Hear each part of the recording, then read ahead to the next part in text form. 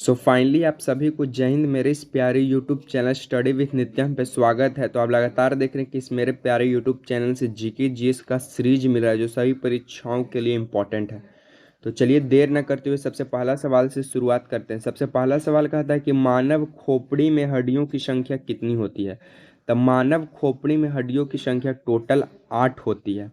उसके बाद जो मानव का जो मस्तिष्क है, जो ब्रेन होता है, इसका वजन कितना होता है। तो मानव का ब्रेन का वजन 1350 ग्राम से लेकर 1400 ग्राम के बीच होता है।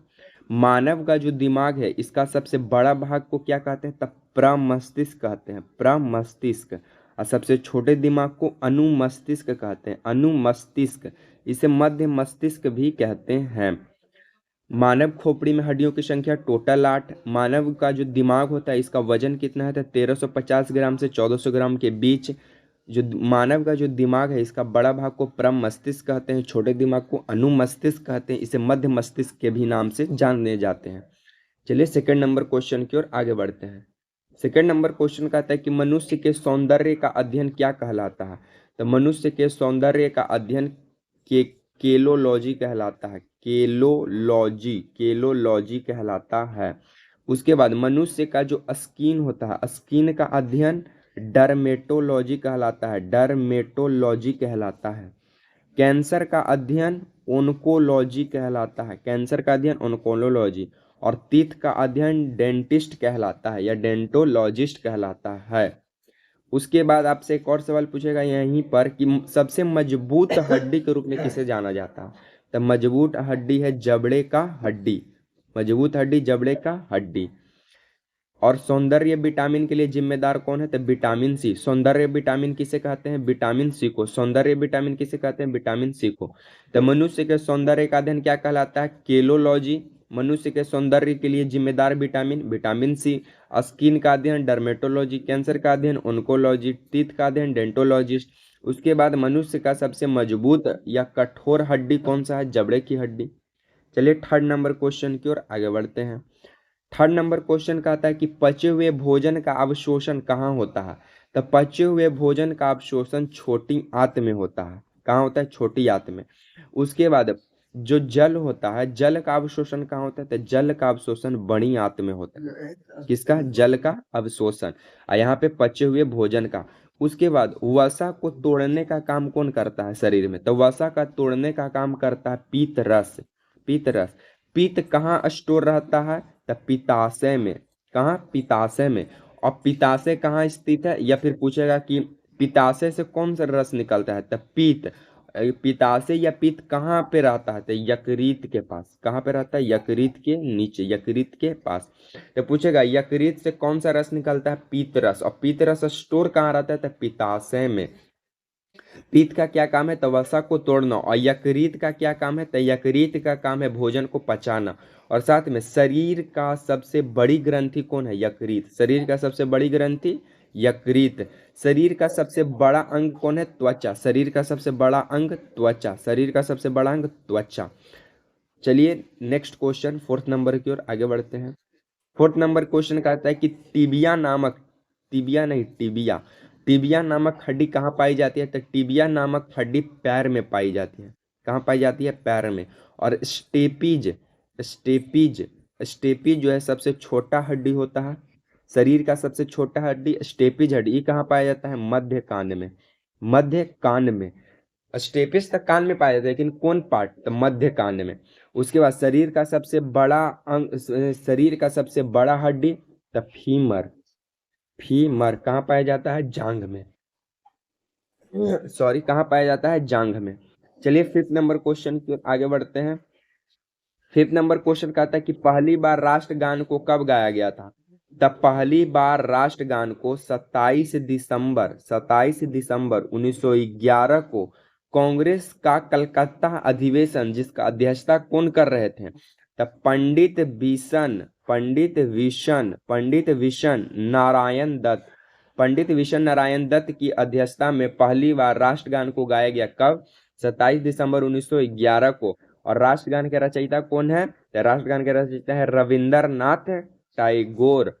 और उसके बाद यहाँ से और पूछेगा कि राष्ट्रगान को रविंद्रनाथ टैगोर ने सर्वप्रथम कब तत्वबोधि पत्रिका में अच्छी किया गया था? तो इसी में पूछा तो 1912। कब होगा? 1912। और राष्ट्रगान का अवधि कितना है? 52 सेकेंड। राष्ट्रगान का अवधि कितना है? 52 सेकेंड। चलिए 6 नंबर क्वेश्चन की ओर आगे बढ़ते हैं। 6 नंबर क्वेश्चन कहता है कि राष्ट्रीय ध्वज के निर्माता कौन थे? तब भारत के जो राष्ट्रीय ध्वज है कौन? तिरंगा। तिरंगा। तिरंगा का लंबाई चौड़ाई कितना होता है? तो देखिए तिरंगा 3 अक्षर के है तो लंबाई 3 और बाकी 2, तो लंबाई चौड़ाई 3:2 है। उसके बाद तिरंगा के बीच में एक चक्र होता है, तिरंगा के बीच में एक चक्र होता है जो नीला रंग का होता है। ये इसमें तिलियों की संख्या कितना होता है? तो टोटल 24 तिल्ली होता है। उसके बाद पूछेगा कि राष्ट्रीय ध्वज के निर्माता कौन है? तो राष्ट्रीय ध्वज के निर्माता है पिंगली वेंकैया। पिंगली वेंकैया। उसके बाद पूछेगा कि राष्ट्रीय ध्वज को कब अपनाया गया था? राष्ट्रीय ध्वज को 22 जुलाई 1947 को, 22 जुलाई 1947 को अपनाया गया। चलिए 7 नंबर क्वेश्चन की ओर आगे बढ़ते हैं। 7 नंबर क्वेश्चन कहते हैं कि भारत का पहला बजट पेश करने का गौरव किसे हासिल है? तो भारत का पहला बजट पेश करने का जो गौरव है वो जॉन मथाई को हासिल है। जॉन मथाई को हासिल है। कब किए थे? तो 1950 में। कब किए थे? तो 1950 में। जॉन मथाई 1950 में भारत का पहला बजट पेश करने का इन्हें गौरव हासिल है। उसके बाद पूछेगा कि भारत का बजट सबसे ज्यादा यानी भारत में सबसे ज्यादा बार बजट पेश करने वाले व्यक्ति कौन है? तब मोरारजी देसाई। मोरारजी देसाई कितने बार पेश किए हैं? 10 बार। कितने बार? 10 बार। भारत में सबसे अधिक बार बजट पेश करने वाला व्यक्ति मोरारजी देसाई। कितने बार? 10 बार। बजट शब्द जो है ये फ्रेंच शब्द है। बजट शब्द कैसा है? फ्रेंच शब्द है जिसका अर्थ होता है चमड़े का थैला। जिसका अर्थ होता है चमड़े का थैला। उसके बाद पूछेगा बजट का प्रारंभ कहाँ से माना जाता है? तो इंग्लैंड से। बजट का प्रारंभ कहाँ से माना जाता है? इंग्लैंड से। बजट जो है सबसे पहले लोकसभा में पेश किया जाता है और फिर राज्यसभा में पेश किया जाता है। चलिए 8 नंबर क्वेश्चन की ओर आगे बढ़ते हैं। 8 नंबर क्वेश्चन कहता है कि आधुनिक युग के मीरा के रूप में किसे जाना जाता है? तो आधुनिक युग के मीरा के रूप में महादेवी वर्मा को जाना जाता है। और उसके बाद पूछेगा कि भारतीय आत्मा, क्या चीज? भारतीय आत्मा के रूप में किसे जाना जाता है? तो भारतीय आत्मा के रूप में माखनलाल चतुर्वेदी को जाना जाता है। उसके बाद पूछेगा कि आधुनिक युग के तुलसी किसे कहा जाता है? तो आधुनिक युग के तुलसी भारत के राष्ट्र कवि मैथिली शरण को माना जाता है। भारत के प्रथम राष्ट्र कवि मैथिली शरण को माना जाता है। चलिए 9 नंबर क्वेश्चन की ओर आगे बढ़ते हैं। 9 नंबर क्वेश्चन कहता है कि रमन मैग्सेसे पुरस्कार पाने वाली पहली भारतीय महिला कौन थी? तो रमन मैग्सेसे पुरस्कार जो है ये मनीला मनीला मनीला की राजधानी फिलीपींस में दिया जाता है। क्यों? तो मनीला की राजधानी फिलीपींस के प्रेसिडेंट रमन मैग्सेसे के नाम पे दिया जाता है। रमन मैग्सेसे पुरस्कार जो है इसे विश्व का नोबल कहा जाता है। विश्व का नोबल कहा जाता है। रमन पुरस्कार प्राप्त करने वाली प्रथम भारतीय महिला थी किरण बेदी। कौन थी? किरण बेदी। और रमन पुरस्कार पाने वाला प्रथम व्यक्ति कौन था? तो जीएस कुरूप। उसके बाद पूछेगा, नहीं सॉरी, जीएस कुरूप नहीं, विनोबा भावे। कौन थे? विनोबा भावे। उसके बाद पूछेगा कि एशिया का नोबल कौन है? मैग्सेसे पुरस्कार। रमन में मैग्सेसे पुरस्कार पाने वाला प्रथम भारतीय महिला कौन थी? किरण बेदी। उसके बाद भारत का सर्वोच्च वैज्ञानिक पुरस्कार कौन है? भटनागर पुरस्कार। उसके बाद पूछेगा कि ग्रेमी पुरस्कार किस क्षेत्र में दिया जाता है? ग्रेमी पुरस्कार संगीत के क्षेत्र में दिया जाता है। ज्ञानपीठ पुरस्कार पाने वाली प्रथम भारतीय महिला तो आशा पूर्णा देवी होगा। कलिंग पुरस्कार किसके द्वारा दिया जाता है? तो यूनेस्को के द्वारा कलिंग पुरस्कार दिया जाता है। उसके बाद पूछेगा आपसे एक और पूछेगा कि आपसे कि ग्रैमी पुरस्कार जो है सबसे प्रथम पाने वाले भारतीय कौन थे? तो पंडित रविशंकर। कौन थे? पंडित रविशंकर। उसके बाद आपसे पूछेगा कि राष्ट्रपति रमन मैग्सेसे के नाम पर रमन मैग्सेसे पुरस्कार की शुरुआत कब हुई? तो 1958 में शुरुआत हुई। इसका शुरुआत कब हुई थी? 1958 में। चलिए इस सीरीज का लास्ट क्वेश्चन 10 नंबर की ओर हम लोग आगे बढ़ते हैं। 10 नंबर क्वेश्चन का था कि मरणोपरांत भारत रत्न से सम्मानित प्रथम व्यक्ति कौन थे? तब मरणोपरांत भारत रत्न से सम्मानित प्रथम व्यक्ति।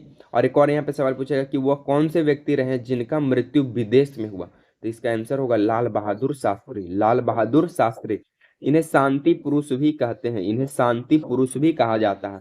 इनका देहांत कब हुआ या मरणोपरांत भारत रत्न 1966 में मिला। ताशकंद समझौता के लिए गए थे 1966 में। कहाँ गए थे? यूएसएसआर का एक सबसे बड़ा टुकड़ा हुआ ताशकंद में गए हुए थे। ताशकंद की राजधानी कहाँ थी? तो उज्बेकिस्तान की राजधानी है ताशकंद। तो यहीं पे गए हुए थे 1966 में, यहीं पे इनको मृत्यु हो गई। और ताशकंद समझौता किस लिए हुआ था? तब भारत और पाकिस्तान के बीच हुआ था 1966 में।